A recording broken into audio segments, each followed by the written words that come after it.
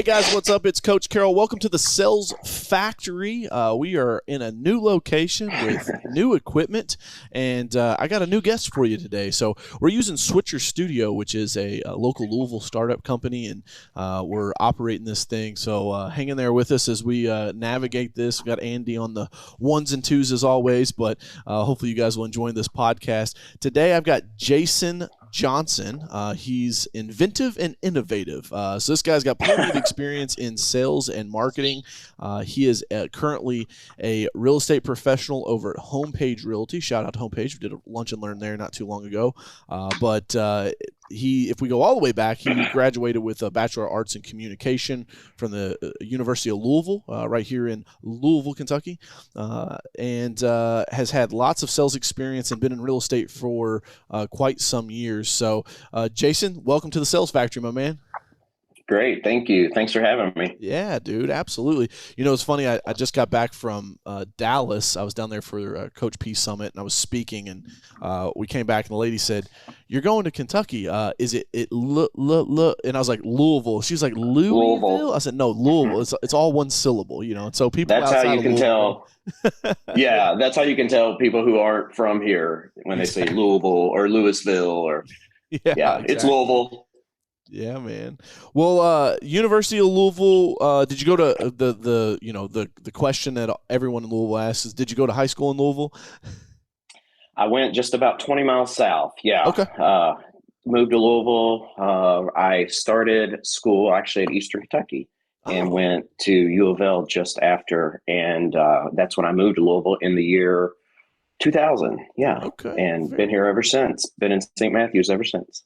Nice, man. Well, it looks like you've got experience, with Courier Journal, Verizon, and then also some pharmaceutical sales experience, which is cool. Managed 3 of the territories and ranked number 1 and number 2 3 times within the team's largest territory, and increased market share by 9.2%. So I'm excited, man, to hear some stuff that you can share with our listeners. We've got everybody from, I always say, the kid that just bought his first lawnmower and is starting a business to, guys that are, white collar running multi-million-dollar insurance agencies, real estate agencies, and everybody in between. So we always like to hop in, man, with if there was anything I missed on your background, please take a second to, if you want to add anything to it. But then also we like to kind of start with a story. So if you could share one of your war stories from sales, either in your current line from a real estate piece, or if it's in, maybe one of your past jobs, would love to hear that. So I'll kind of turn it over to you for a few. Sure. Yeah. War story. Let's see. Actually, in pharma. Yeah. I had a specific drug. I had some pretty solid sales experience going into pharmaceuticals, and started mid-range to high range. Didn't come in as the typical rep with 5 drugs in my bag. I had 1 drug. It was a dermatological. It was awesome. That way I got to really, really network and communicate with all these incredibly intelligent people, these allergists, pediatricians. These guys are the top of the physician food chain, in my opinion. So just getting to listen and learn and sell and detail and sample and connect and have lunch and dinners and all that good stuff. So my drug was a really hard sell. We were placed on this specific drug because it had a black box warning, and it had a causal relation. Well, it had a causal relationship with lymphoma, and the only reason why that was even there is because I think it was something like 9 times the amount were put on lab rats, and then they were put under sunbeams. So it started to have that relationship with lymphoma if you're doing 9 times the amount and you're under this tanning bed if you were a rat, which I'm glad I'm not in that industry anymore. I don't like, how they roll as far as pushing manufactured drugs and those kinds of things on the American people. But yeah. I definitely enjoyed my time. I learned a lot, but it was a struggle to talk to those pediatricians and get them to write my drug. Those were the most difficult by far. I think the most intelligent are those derms. Man, they study and they know their stuff, and you do not go anywhere without educating yourself, reading the studies, reading all the little fine print on everything you can get your hands on. Because if you go in there and you make a mistake and you say something that literally isn't relevant, they will call you out, and they are not afraid. They see 60 reps a day, so no Holy one in there shit. was special. Yeah, it was a tough sell, but it was fun. It was good. It was a good How'd time. you overcome maybe a situation like where maybe if you like said something, they caught you up in that, like how'd you recover from that? Just I'll follow back up with you, kind of the speech I always give. If I don't know, I'm not going to give anybody a load of baloney. I mean, I knew coming in with the experience that I had. I'd been in sales for about 10 years plus, and I had been trying to get into pharmaceuticals for years. And I thought, man, this is going to be my career. This is great. But it was for the money. It's always all about the money. If you're in sales and pharmaceuticals, Yeah.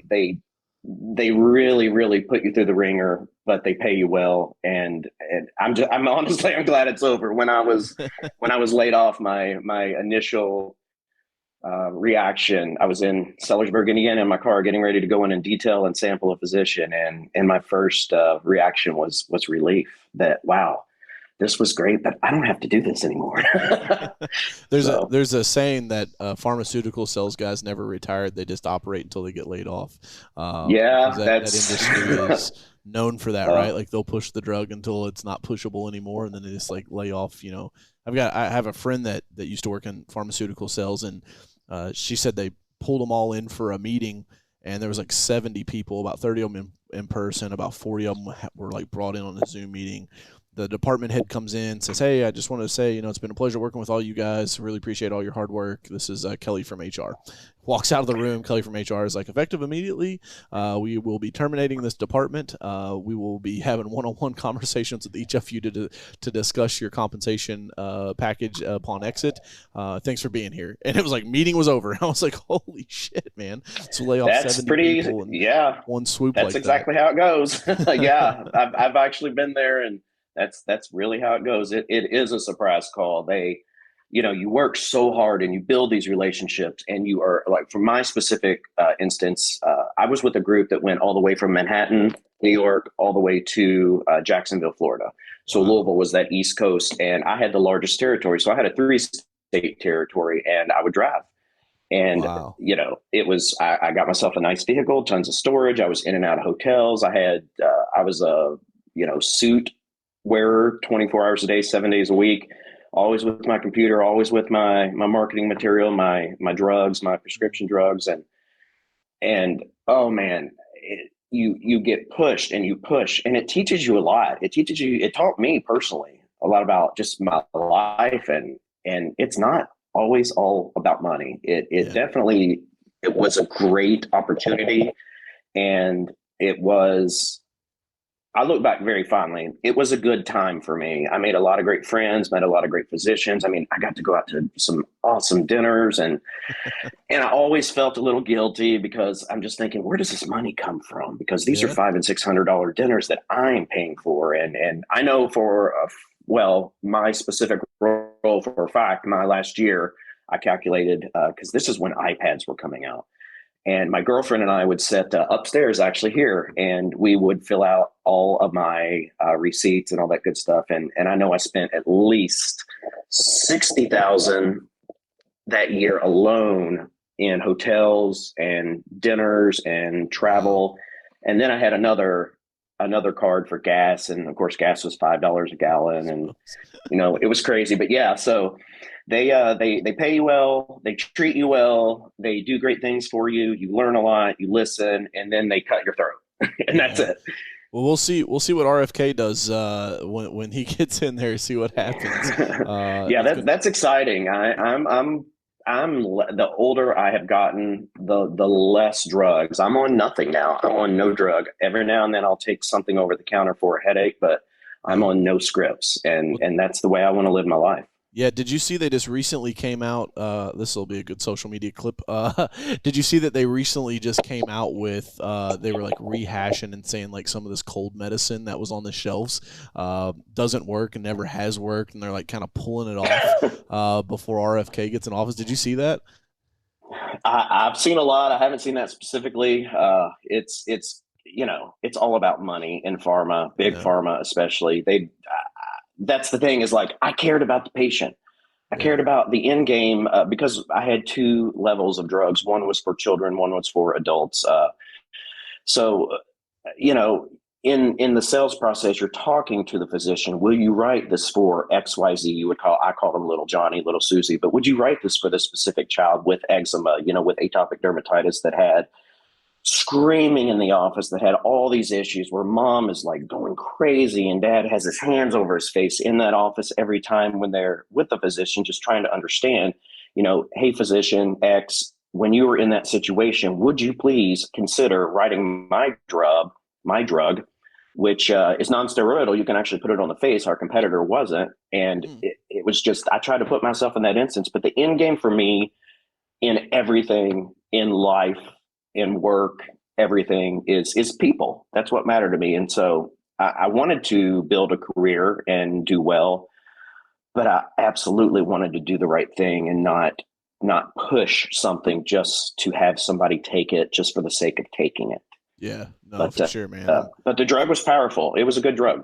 Yeah, I'm big on that, and I think big pharma. I think by the end of this decade, we're gonna learn a lot of stuff that came out of COVID. I just saw there's a bombshell report that just got released earlier this week about, basically with the vaccines and whatnot, like some of the illnesses and deaths and stuff. And apparently there were like two or three of these like publishers that kind of hushed it and like wouldn't release the report.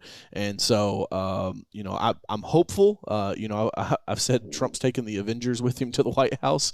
I'm hoping that this hodgepodge group that he gets in there actually does, some good for the American people, and maybe pulls back some of the stuff on big pharma. And I watched the Joe Rogan episode where Trump was on there getting interviewed, and Joe Rogan asked him, he said, hey, is anybody giving you pushback about having RFK in your cabinet? And he's like, Big Pharma's not too happy about it because they know that he's going to come in there and try to cut some of that stuff out. So cool, man. I Yeah. appreciate you sharing the war stories there with us. I want to move on to failures. I'm a big proponent. I call it the Lieutenant Dan method. So if you're going, if you watch Forrest Gump, right, Lieutenant Dan doesn't have any legs. I'm a big proponent that you don't have to run butt ass naked as an entrepreneur through the minefield with your hair on fire and like hope that you don't step on a landmine.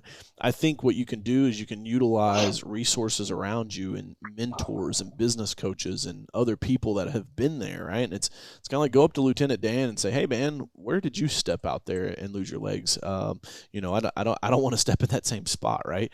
And again, people get in the comments. I mean, no disrespect against any of our military. My wife did 6 years in the Air Force, so it's just a joke, people on the internet. But what is, Jason? I want you to kind of share maybe a failure that you've maybe encountered in your life. On the podcast, I've shared stuff like, when I lost the fitness center that I bought, $500,000 worth of real estate, 6-figure business. I'm crying on the couch to my wife for a couple of weeks before I said, "Hey, buddy, you got to get the fuck up. Like, ain't nobody coming to save you." But like, what's kind of a failure maybe that you've had, that big or small, that you could share with my listeners here in the Sales Factory, or the people that are watching on any of the video outlets, either YouTube or the other social media platforms? What's a failure that you could share with us, and the lesson that you learned from it? I think my career has had so many highs and so many lows. I mean, I have gone up and down and up and down and up and down that I never really had a backup plan. And I think that's necessary. I have one now. I love being a realtor, but if the world of real estate happens to go away or blow up, which I don't see that happening ever, I think real estate is the most important part of our economic and development and everything involved. But I now, at 48 years old, have a backup plan. When I was 20, no, when I first started my professional career at 19, I started at the Courier Journal, and I met so many awesome people. I met my girlfriend there. I was with her for 7 years. My best friend to this day, Kenny, he is like just a great person that I've worked with and been friends with for 30 something years because of the Courier Journal. So in those early days, I never had a backup plan. So one thing that I did that was completely irrational when I was doing really well is I thought, man, I'm going to get into radio. because that's where the money is. That's where I can really flourish. And I did no research and I was recruited heavily and I failed miserably. Mm. I was very, very transparent with my leadership. I said, I can't do this. I did no research. They handed me the phone book, and that's my client list. And I came from For a my Gen really Xers I that are worked listening, the phone book is this book that gets delivered to your house that has all these people in it. So yeah, yeah. So I mean, there was no social media. It was crazy, and your networking was just all about you. But I can tell you, Cindy Revasor, I still am in touch with her. She was my manager at that time. So I've learned since then to keep those contacts, keep networking, keep those relationships open, and do your research. Don't jump into things. I'm a Christian. I always have been. Jesus Christ is everything to me. So I pray about everything, and I have become a thinker. And at that time, I was just thinking, man, I'm going to kill it in radio. I'm going to be so good. And I was terrible and I hated it. And I was on an oldies station, 103.9 WRKA. So Elvis and all these, like, that was never my thing. So I went back to the Courier Journal. I got to go back. They, that's another thing. Don't burn your bridges. Always do the mm. right thing. Don't give anybody that middle finger. Don't use those four-letter words, no matter Take that one to how the bank, upset you may Andy. be. Yeah. So yeah, I went back and I continued to do well and got a promotion after that and really just continued my career on. But I Slide. think the most important thing for me now that didn't exist then was come up with a plan B. You've got to have options because I've actually been laid off 3 times, Mm. and each time it hurts. I was at Humana after pharma. I landed, started over from scratch, going from a killer salary to an hourly, and it was a contract position, and it was literally starting at the bottom. And I worked my way up, up, up, up, up, up, and then after 3 years, I was laid off.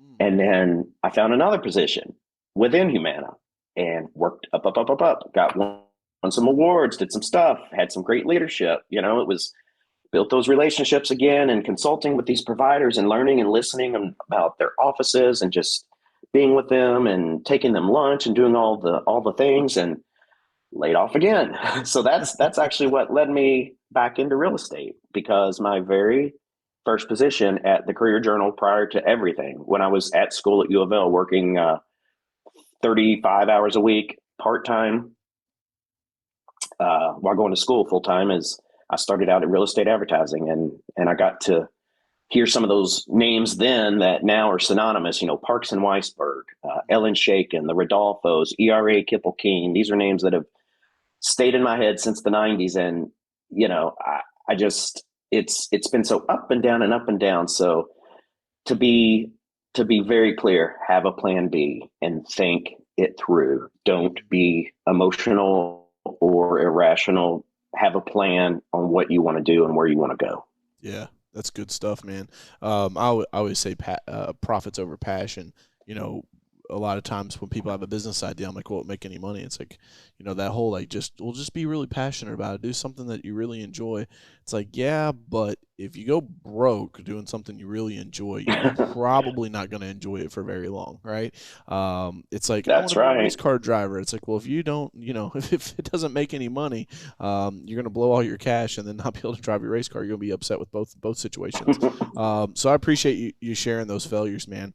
Uh, I want to kind of transition a little bit to a personal development side. Is there any books that you've read recently, or any anybody in the personal development space that you recommend our listeners check out, or this is the opportunity for you to maybe give them some resources that you've used in the past? So I have been running for office for the second time, and I have had no time to do anything while working full time and running a small little charity. But the book that I have planned, 2 books actually to read. One is silly because I'm becoming a dork in my old age, but the Roberts Rules. I'm on the Metro Search Inc. board of directors, and I was elected the secretary treasurer for 2025. I was elected the Kentucky Realtors delegate at large this year. Oh, for wow. the next 3 years. So these are positions where I'm in listening and learning, and there's so much that goes along and the things that are said. So everything has to go by Robert's rules. And I know a What lot, are obviously. Robert's rules? I'm not familiar with So them. it's I need to make a motion, Oh, or okay. I need to call for the question, or just literally following a playbook of how to run a board meeting, how to keep things professional. Board meetings can be very emotional. They can be very cantankerous. Some people can be cantankerous in a board meeting. Cantankerous. That's Yeah, a great word. Take that one to the bank. That's a $9. That's a Yeah. $9 word, dude. Break that one. I'm a big fan of words. Anytime I hear big words, I learned early on in my career that do not be afraid to be the dumbest person in the room, right? And so anytime I hear a word somebody uses that I don't know what it is, I stop and I'm asking them. So what's cantankerous? Is that what? Yeah, cantankerous, just a little No, I don't know. by definition, I probably don't know verbatim, but it's Yeah. just somebody who is being a little, you just want to slap the daylights out of them. They're not really doing Ah. what they need to do. It's a child can be cantankerous. It's just a little out of sorts. You need to just like slap them back into reality and say, hey, we're Yeah. in a professional setting. You Yeah. might want to take some of those personal concerns elsewhere. And I'm not saying that's what's happened specifically in any Uh, boardroom I've been in, no, but no, I no, have no. been in We don't want to get you in several. trouble, but Yeah, cantankerous, a pain in the ass douchebag. cantankerous. Okay, I'm with it. I'm Yeah, with you. that Okay. that that would yeah, a douchebag would definitely be. And it's a pulchritudinous. That's one of my favorite words. It means beautiful, and I Take don't that know one to the why bank, Andy. I learned it. Say that one again, Jason. Pulchritudinous, and a good friend of mine. She's an awesome realtor. Her name's Catherine Vaughn, and I'll ask some people just kind of like uh, definition check. We'll be talking and saying things. Some friends make fun of me. Penultimate, pulchritudinous, cantankerous, silly stuff like that. And that woman is so smart and so sharp. She knew everything I was saying and every time. And these aren't $5 words. These are 50-cent words. I came from public school, went to U of L. I didn't go Ivy League. I'm not that guy. Yeah. And it's just. But I definitely I read my dictionary. I do. I read my Merriam-Webster app every day. I do a word of the day. I do a lot of the quizzes and things like that. Wow. So one thing I do want to mention, like, Expanding that and I'm looking at it vocabulary. right. Yeah. The Compound Effect by Darren Hardy. That's the Oh, book. That's the one that I don't know what it's about. A great guy, a lender, Mike Frank, gave it to me when I was running for office. So he said this is going to be great, and he actually followed up with me and said, "Hey, how's it going?" And I said, "I don't know. I'm door to door right now. I'm trying to win some votes here." East of Eden by John Steinbeck's another. I literally want to read the Bible cover to cover before I'm dead. I haven't been able to do that. So yeah, there's a lot out there, but I do a lot of reading, and I know it's ridiculous, but I read a lot on articles I'll find on Instagram or any other social media. I nice. am a big political guy. I love real estate. I love movies. I love neighborhood things in St. Matthews. So I may not be reading a book per se every single night, even though I literally have 5 or 10 stacked up by my bed. I definitely read a lot of articles and Robert's Rules. I went to the St. Matthew's Library. I have it upstairs. I rented it. Actually rented an old school book. Um, and I just want to get better. I want to listen. I want to learn. And if I do have to call for the question, Madam President, I want to know what I'm talking about. And I do know there what I'm talking about. But there are plenty of times when somebody will say something and they've been doing this for 20, 30 years, and somebody else will say, no, no, no. Yeah. No, I get that, That's man. not And correct based on Robert's rules. I think too it's just a part of like honing your craft, right? Like I just got done doing end of year, we call them heading adjustments, but they're performance reviews with all of my team members yesterday. And Oof. one of the team members, I was coaching him and helping him understand that he kind of blazes through things sometimes. Like, yeah, yeah, yeah. He just kind of talks over and I'm like, listen, you gotta slow down. And it's not yeah, yeah, yeah. It's Yeah. okay. Interesting. Oh yeah, I'm with you. I get that, right? It can't be the same word over and over and over again. And I kindly, politely said, "Listen, man, if you want to stay an amateur, don't take my advice. You want to go be a pro, these are the small little intricate details that you got to polish up to go to the next level." And what I hear from you, Jason, is that no matter how many setbacks you've had, right, being laid off 3 times, it's like you got up, you dusted yourself off, and you got back in the game, and you said, "Hey, I'm gonna continue to get better."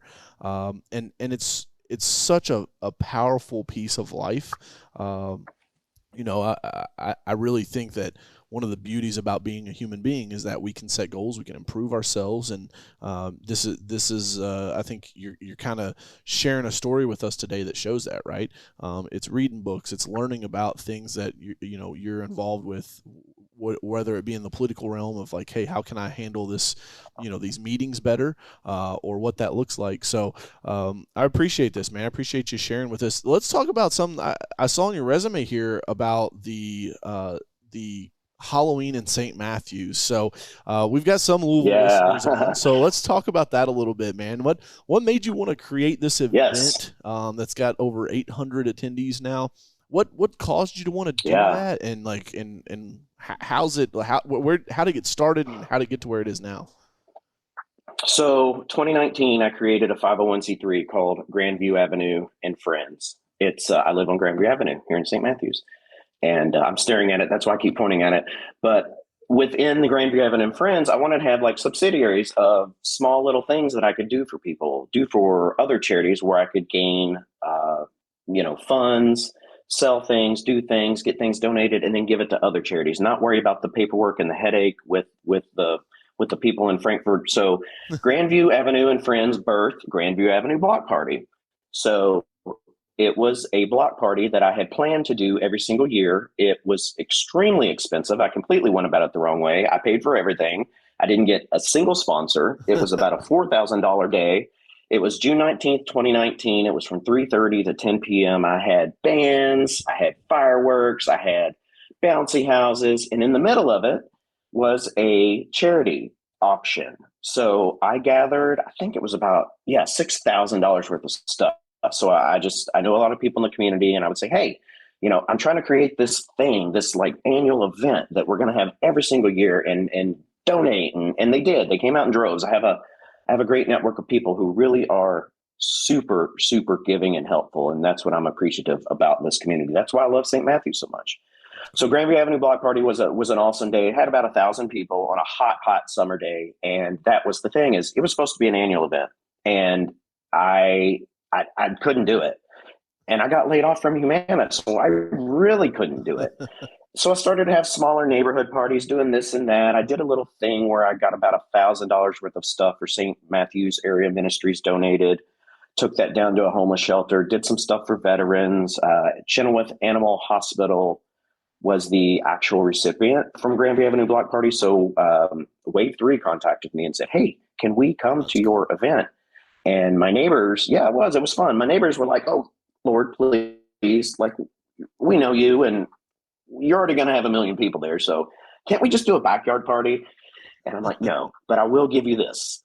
I will tell the news no. So I said, why don't we just present the check to the recipient on the news? So we did, and it was awesome. And they got $2,015. So I ended up selling the Wow. $6,000 worth of stuff. I mean, we're talking nice dinners, Jeff Ruby's, wine, bourbon, Wow. restaurant gifts, just all kinds of stuff that you can think of. Then I went outside of St. Matthews. I went all over Louisville. I had the Belle of Louisville involved, Churchill Downs, anybody I could get my hands on, Rainbow Blossom. The list goes on and on and on.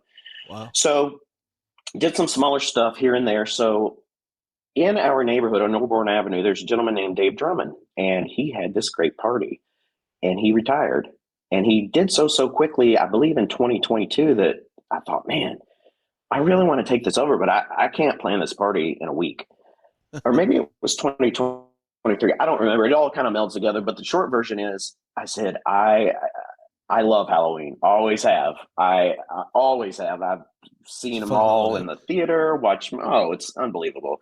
I have some friends now that I literally, actually, let me. There it is over here. So these are some friends of mine. My friend Leslie is in a scary movie. I'm not going to name it because it's embarrassing for me, not for her. But I went to in high school. I took my girlfriend and we went to see. It's one of the Nightmare on Elm Street movies, but I went to see the movie, and I'm now friends with her. And she and the entire cast and crew, they travel around. They came to Louisville last year, and we all went to dinner and had a great time. And they said, and I was geeking out a little bit, but not where they would know it. But because I was sitting with Lisa Zane, her brother's the guy Billy from Titanic, and talking to her about her family and talking to all these great, awesome people that were in this movie that I went to see, that I grew up watching. So I love Halloween. I love the movies. I love everything about it. And once Mr. Drummond retired, I thought, okay, I've got to create something, because as a realtor, you need to do a minimum of 2 events, big events every year. And I'm not a pie day kind of guy. I don't like to just hand out pies from Costco. And not that there's anything wrong with that. If anybody does that, that's absolutely fine. That's just not my thing. So running for office, I'm being a gonna have a hater in realtor, the wanting comments like, to I don't like Jason. I like to hand out my pies. yeah, well, go for it. I mean, truly nothing against pie, but that's not me. I don't care about pies, and I love Thanksgiving, but Halloween is my thing. Oh man, I love And pies. so, Thanksgiving pumpkin pie. It's coming up. absolutely, Sweet yeah, potato next pie, Thursday. apple streusel pie. I'm gonna get some pie. I had to go get some pie after this episode, Jason. Thank you for this. Oh yeah, of course, pecan pie. And the So, Rock's favorite poontang pie, right? I had to edit that one out. No, wow. I'm just joking. Leave it in there. Fuck it. Sorry, Jason, not to get you off tilt. But Back to Halloween. no. And I'm never a concise person. I've tried to be. That's one thing I obviously should work on in life. But the long and the short of it is, I called Dave this summer. I said, not only do I want your blessing, I want you to be here at Halloween in St. Matthews. He had it on Norburn, and I think it was called Halloween on Norburn. He had about 200 or 300 people. I think the max he had was 300 at his best. And I hired him. He said, I'm not working for free. And I said, nor do I expect you to. And I have sponsors. What do you want? I didn't even negotiate. I wasn't going to do that to him. He worked his butt off. He built a great tradition. And I just decided to take that over. And so got a lot of sponsors, amazing people, just an awesome day.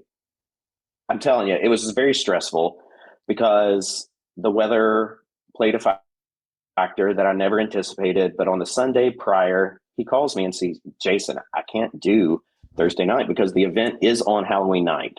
Oh.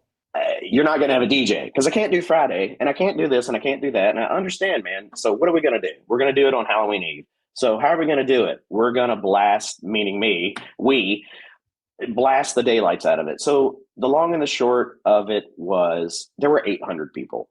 It How'd you was blast it unbelievable. out? How'd you get the word out? Just social media. There are a lot of pages that I'm on. Hey, Tony, I want to go back And in. yeah, oh yeah. social media, Instagram, Facebook, Nextdoor. There's a couple pages on Facebook that I'm a member of that I constantly post. And it's a good look for a realtor. It's a good look for someone who wants to run for office. But honestly, it came from, I just want to throw a Halloween party, and I want to do it up big time and have fun. And we did, man. I could not believe it. I was, for one of the first times in my life, speechless. There were so many people. It was so fun. I think I gave out $5,000 or $6,000 worth of stuff because I wanted to make it a party for adults too. I wanted the parents involved. Yeah. So the costume contest, the bourbon, the drills, all the stuff that I handed out, all the gift certificates, car washes, all kinds of crazy stuff. Anything anybody would donate, That's cool. I would say, yeah, let's hand it out, and we did.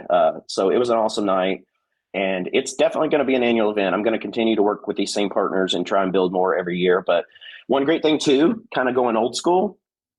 Not only did I do social media, but being a realtor and living a life of having signs everywhere, and being a political guy here locally and having signs everywhere. I had 162 for my Jason for St. Matthews run.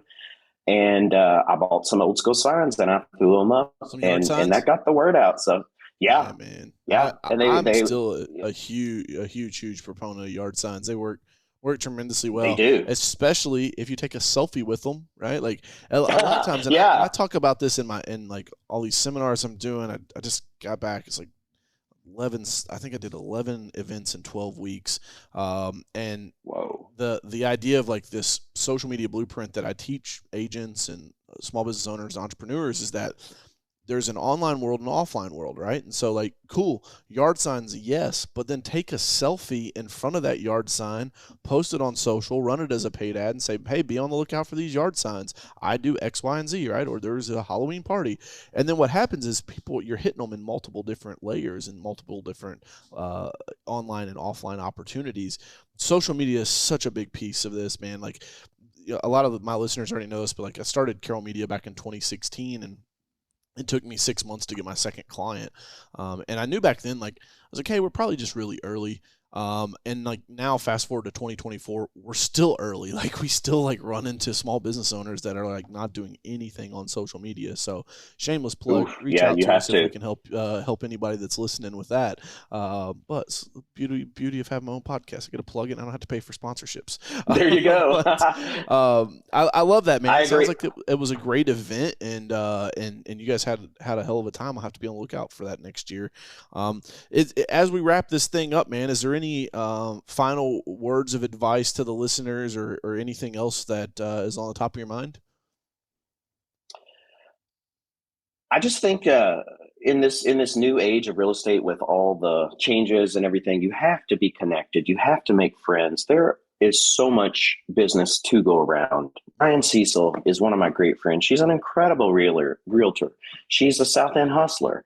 I want to be that South East End End Hustler, hustler. I like But that. she, yeah, that she is, and she's good, and she's smart, and I talk to her probably twice a week. So that's the thing is, on paper, is she my competition? Sure, we're all each other's competitors, but man, she motivates me, and I motivate somebody else, and somebody motivates somebody else. So I say, network, keep in touch with people, follow up with people, listen to people. I know that's all I've done is talk here, but shut your mouth, Yeah, open your ears, talk to them, and just try and understand them, because like I said earlier, it's all about people. It's all about that human connection. And anytime I can mentor somebody or offer any kind of, ride with a realtor day. I've had a lot of people reach out to me. A kid from Trinity reached out that's recently, cool. and man, I I don't think he understood like what I was planned out from 8:30 to whatever. I took him to a closing. I took him to a house. We did a showing. I did the whole gamut. I talked to him about contracts. I talked to him about how leadership works at GLAR and KYR, and just how to be a 1099, because I work for myself. I'm affiliated with Homepage, and a Yeah, shout out to Carrie and a shout out to George. They're incredible. I'm so happy to be there. I've been there 3 months. Yeah. So it's just, nice. and they're a good advocate, a great advocate of doing just that. They are the kind of people that will motivate, and they will listen, and they change with the times, because you have to be forward thinking. It's 2025 in what, 8 weeks? Yeah, If you're not having a 6 weeks, killer right? Yeah, social we're media, yeah, yeah we're middle of November when we're recording this, so yeah, you're 6 weeks out from the end of the yeah. year. So you've got to have that social media presence, and you've got to have those photographers. You got to have that Matterport. You have to have that drone footage. It's not a, go out and go and do and try and get it on your own anymore. I'm going with a brokerage that's forward thinking, that's smart about it, and I'm the client. That's the most important thing to me at Homepage is I am the client. They want me to be happy. And I need to be happy, because I am going 24 hours a day doing this and that and campaign and realtor and all this other stuff that a lot of people may or may not be involved with. But I'm really going to focus more on my business in 2025 and pull back from some of the stuff that I have been doing. It's not that I don't love it, but some of it doesn't pay a penny. But I still love that networking and love the people. And I just think it's really, really important to have that human connection, and be friends with realtors, be friends with clients, listen and learn, stay in touch. And I think that's the key to success is, and one thing I've kind of, one of the last things I'll say, I've grown into my own skin in my late 40s. I used to care so much about what people think, and I would get upset, like somebody said this, and I'm like, oh yeah. But now it's like, man, I am who I am. I mean, if you see all the crazy stuff behind me, I mean, I've got my Fleetwood Mac album, I've got my Freddie's Dead from Nightmare on Elm Street, I've got my all the crazy stuff, some awards and some presidential things I've won, a president's club, that kind of thing. But I am who I am, and I'm happy with me, and I'm happy with how I kind of come off on my social media. So I hope people want to work with me. Uh, if they don't understand, not everybody's for everybody, but I just Yeah, you really gotta think that that you got networking. yeah, you got to have that network, man. That old saying, "Your net worth is your net worth," or "Your network is your net worth," is so true. And I'll tell you too, man. With a homepage, I was in your guys' office. I don't know. I think it was like a month ago. We did a lunch and learn in there, and like the media studio that you guys have, and the green screen, and the like in-house editors. Like I reiterated it probably 6 or 7 times while I was in there doing the lunch and learn that like that is such a huge resource that the agents have downstairs, and they should be utilizing it more and more and more, because it's this little thing right here, man. This is God's gift to small business owners. The ability for us to shoot content and put it out for the world to see, so that we can grow our businesses. Like that's never existed before, and like the barriers to entry have never been lower. It's never been a better time to have a small business, and to try to go out and fight this good fight, and be an enterprising organization. So, Jason, I appreciate you coming on the Sales Factory today, man, sharing your knowledge with us, sharing your background. Hopefully, you guys, if you're listening to this still, you made it all the way to the end. Make sure you hit the subscribe button, give a thumbs up. Jason, if people want to find you online, maybe there's a kid listening right now that's in high school. It's like, hey, I think I might just want to go into the real estate field like right out the gate. How do they get a hold of you to try to do one of those ride-alongs, or to maybe have you as a mentor? Best thing, and my number's out there everywhere, my address, everything, and my whole world is online. But 502-523-5200, just text me. Perfect. I was hacked on some social media, so right now I'm only on Instagram, and it's at Jason Lee Johnson. Perfect. But you can Got it, always man. go to jasonleejohnson.com as well. Plug it all, baby. I love it. Awesome, Plug. guys. Well, guys, appreciate you tuning in to another episode of the Sales Factory. Like I said, please hit that subscribe button on any of the platforms you're watching. Like it, thumbs it up, leave a comment. It helps us get in front of more people so that we can help them grow their business, grow themselves as entrepreneurs or sales professionals. Until next time, hustle, it's worth it.